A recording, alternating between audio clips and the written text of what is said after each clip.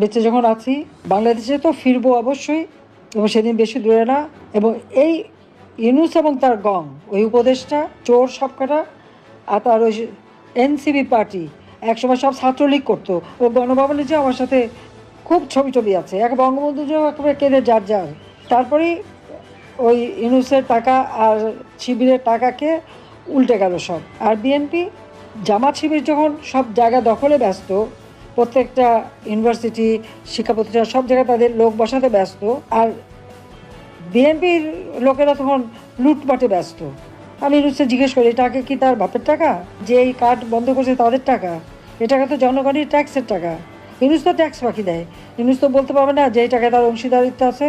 666 কোটি টাকা ট্যাক্স ফাঁকির মামলা হয়েছে তার বিরুদ্ধে। শ্রমিকের অর্থ আত্মসাৎ করার জন্য লেবার কোর্টে সে দণ্ডিত আসামি। এ টাকা তো জনগণের টাকা।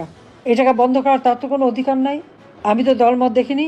43 লক্ষ যদি আওয়ামী লীগ হয়, 57 লক্ষ তো আওয়ামী লীগ করে না, ভোট দেয় না। আমি তো তাদেরকেও দিয়েছি। তাহলে কেন এরা বঞ্চিত হবে?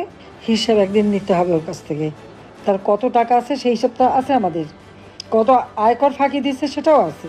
তার ব্যক্তিগত এবং তার 38টা কোম্পানি মিলে সে যে হাজার হাজার কোটি টাকা ট্যাক্স ফাঁকি দিয়েছে।